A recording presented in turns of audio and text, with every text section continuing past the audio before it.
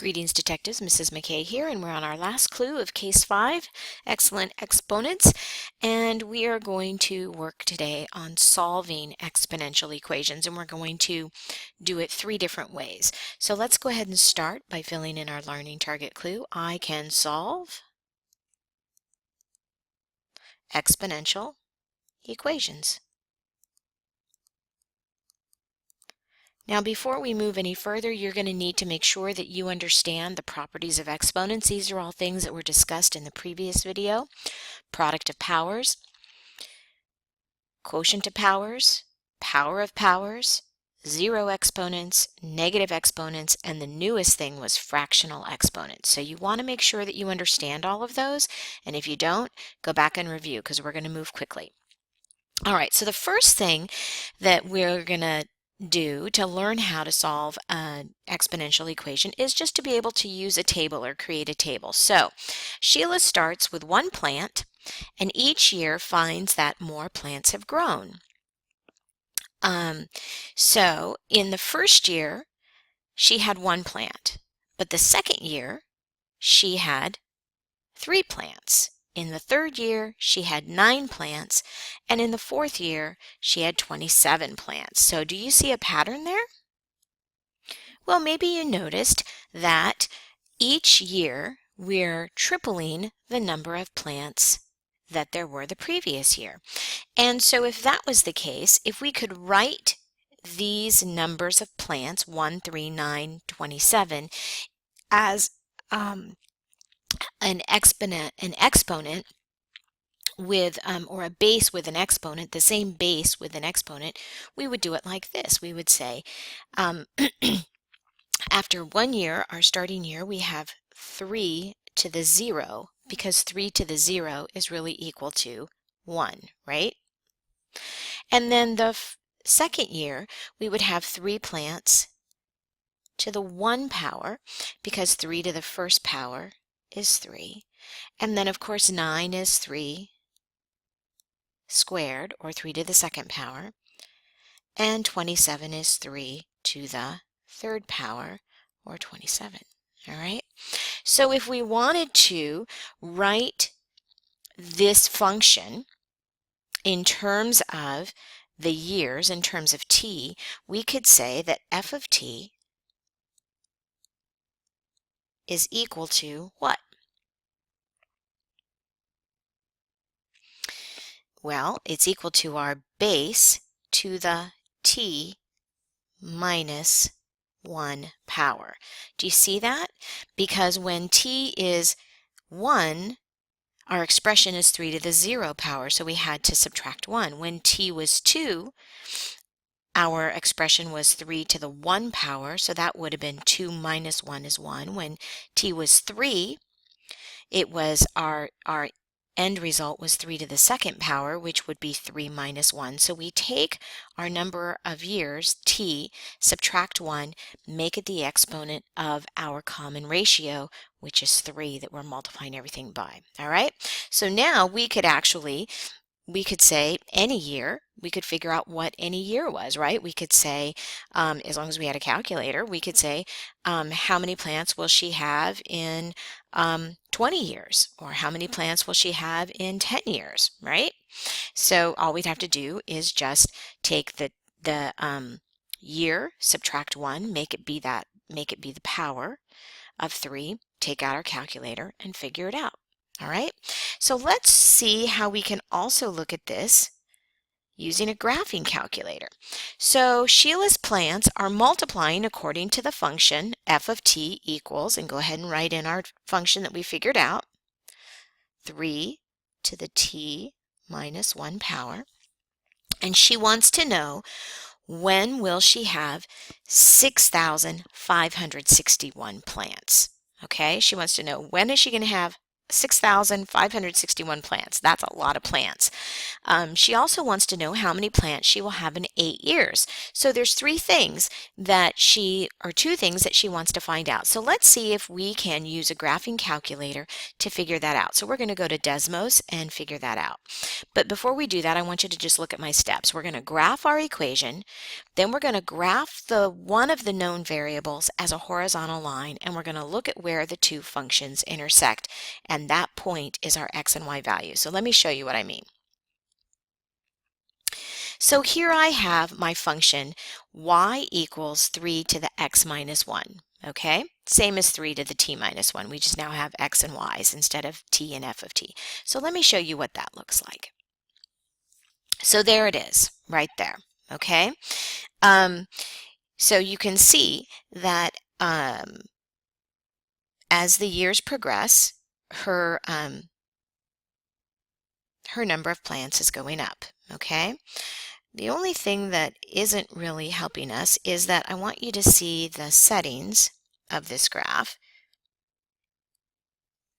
And right now, our x-axis is negative 10 to 10. So we basically are showing the range of, or the domain of negative 10 all the way to 10. You can't see, it goes off the screen. But my y-axis is showing negative 738 to positive 738, but really my step is in thousands. So we're going to have to change this in just a minute. All right, so I just want to show you that we can change these parameters. All right, let's go back now. So what happens when when the number of plants, remember our number of plants, if we go back to what we said, she wants to know when she will have 6,561. So that means when f of t, or when y is 6,561, we want to know what t is, or what x is. We want to know what that value is. So now, if we graph the line, the straight horizontal line, y equals 6,561, it's going to cross this original function, y equals 3 to the x minus 1, and that's where we'll be able to see where it crosses at the intersection. That'll be the point. The x value will be the number of years. So let's go ahead and show that value here. So now you see that you can't see it, right? You see that you can't see it. So I'm going to change up the bounds. I'm going to change up the boundaries a little bit. Okay, so I went back to my settings and I changed my x-axis to start at 0, okay, and to go to 20 so that I could see just the right-hand side of my graph. I didn't need to see the negative sides because there's no such thing as negative years. And then I changed my y-axis. I wanted to be able to zoom in up closer, so I said, show me between 2,000 and 7,000, because I knew that I needed to see y equals 6,561. So now that I have that changed, I want you to notice, here's my purple graph right there. That's my original y equation, y equals 3 to the x minus 1. And then my red line, my horizontal line going across, is going across at y equals 6,561. And what I want to do is I want to see where they cross. And where they cross is at 9, 6,561. So remember, the y value is the 6,561 and 9 is the x value, and the x value is our independent variable that's counting years. All right, so at 9 years is when she has 6,561.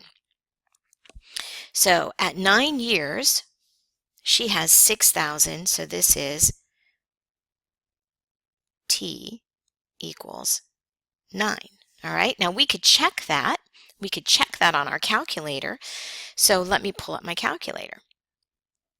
Now we're going to take 3 to the 9 minus 1 power. So 3 to the 9 minus 1 power would be 3 to the 8th power. So if I say 3 to the xy and 9, or 8, sorry, not 9, 8 is my power, I get 6,561. So there you go.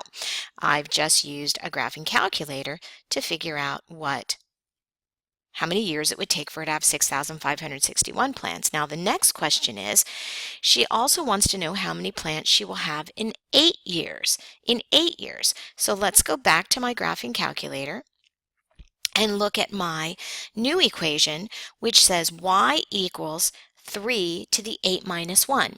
Now I can also do this on my calculator over here, right? Because it would just be 3 to the 7th power, right? And that's going to give me 2,187 plants. So she has 2,187 plants. But let me show you how I can also do it on the calculator. If I type in my equation, filling in the x with the value of x, meaning 8 years, but leave y as the variable, it will still plot that that line for me. So, and it's also a horizontal line. So you can see, I'm going to move this up a little bit. Here's my blue horizontal line coming across at, and it's showing me right there, if I click on that, 8 years. When x is 8, y is 2,187. So that's how I use a graphing calculator. All right? So, and I put the steps down for you so that you could do that. So we said, how many did we say she had? F of 8 equals 2,187. 87 plants. All right, so there's your steps. Graph your equation with one of the known variables as a horizontal line. Look at where the two functions intersect, and the point is your x and y values. All right. Now, the last way that I want you to learn how to do this is using properties of exponents. And this is going to take a little bit of time to explain, so I'm going to stop the video here, have you come back so that I'm not rushing, only having 3 minutes, okay? So come back.